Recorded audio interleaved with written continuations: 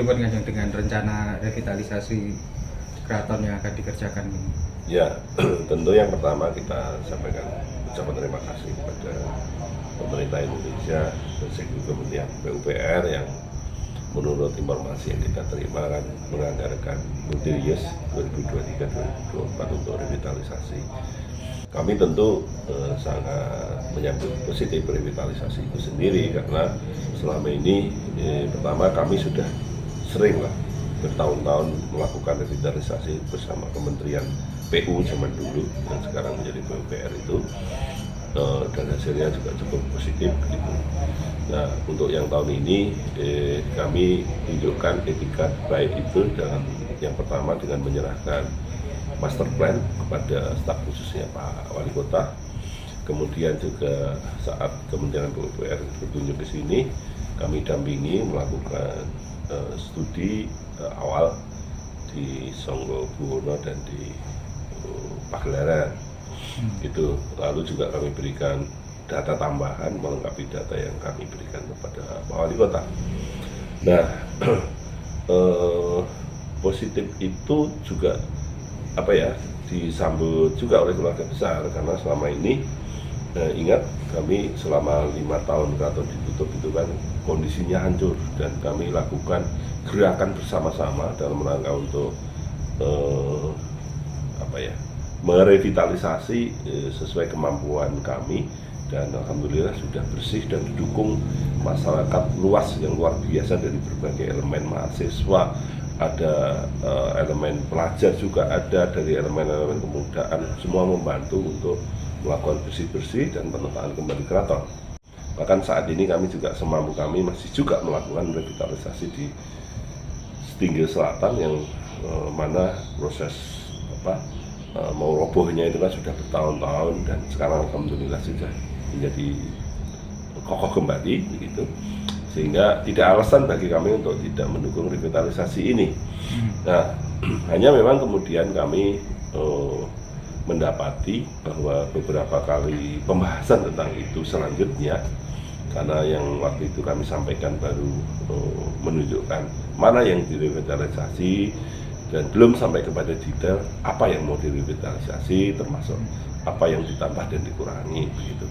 Sehingga pembahasan-pembahasan ini kemudian tidak melibatkan elemen yang lain di keraton ini yang dalam hal ini dikenal dengan lembaga Dewan Adat, yang mana itu merupakan perwakilan dari seluruh dinasti gitu. Karena keraton ini di dalam hukum Republik Indonesia maupun hukum adat bukan miliknya raja apalagi pemerintah, ini adalah miliknya dinasti yang wajib dijaga dan dilestarikan. Nah, kami juga melakukan komunikasi dengan Kementerian PUPR.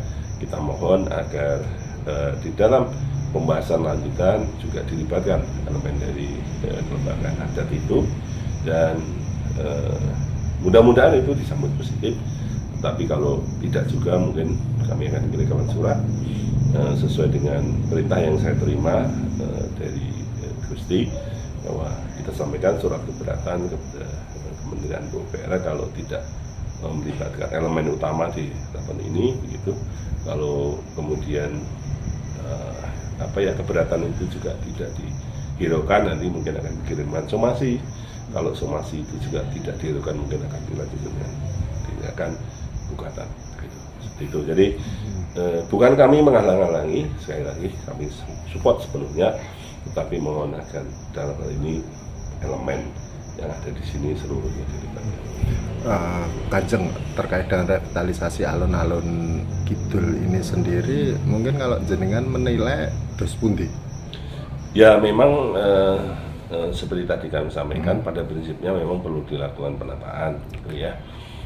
Hanya di dalam konsep penataan itu seperti apa itu harus benar-benar dirembuk secara baik, karena dari putusan terakhir Mahkamah Agung saat ini itu adalah putusan yang ketiga setelah dua putusan yang lain juga istilahnya dimenangkan oleh kelembagaan adat.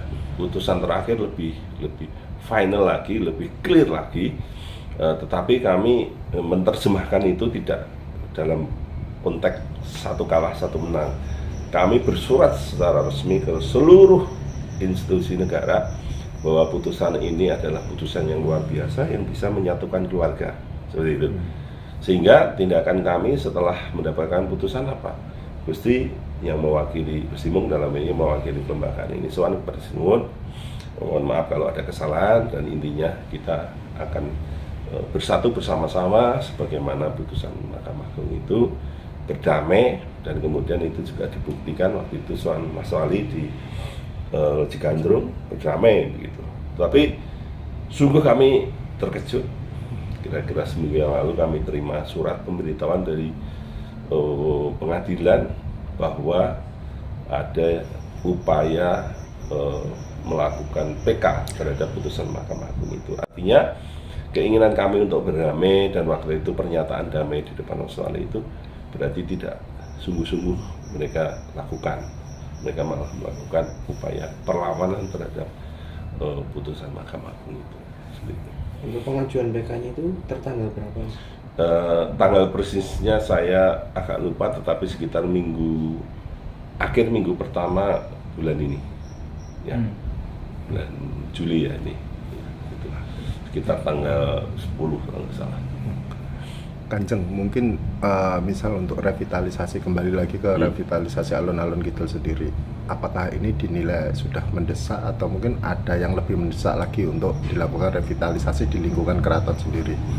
Kalau bicaranya ke situ, saya sejujurnya ingin mengatakan bahwa ada tempat-tempat lain yang sangat perlu untuk dilakukan revitalisasi. Sangat perlu itu kenapa? Sifatnya darurat. Saya bahkan sudah sampaikan kepada PUPR seperti Pendopo Sasono Mulyo itu darurat. Kenapa? Kondisinya bahaya. Itu kalau hujan besar misalnya atau angin besar dan di bawah ada orang, itu kalau roboh itu bisa ada korban.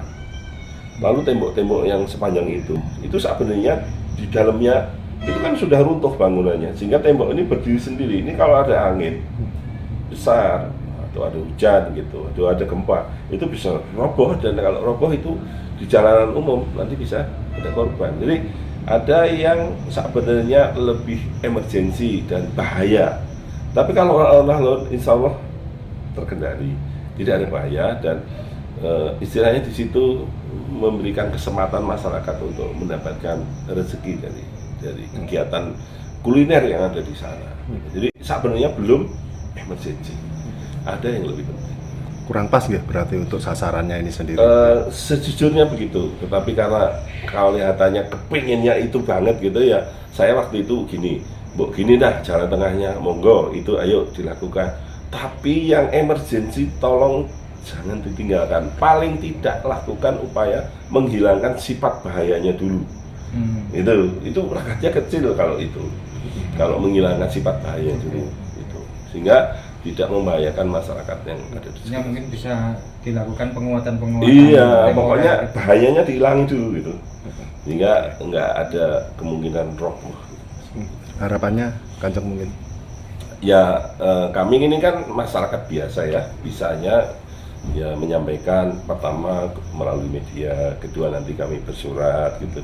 Kalau itu juga masih diabaikan ya kami melakukan, katanya ini negara hukum gitu, jadi ya kami melakukan upaya hukum gitu. Siap.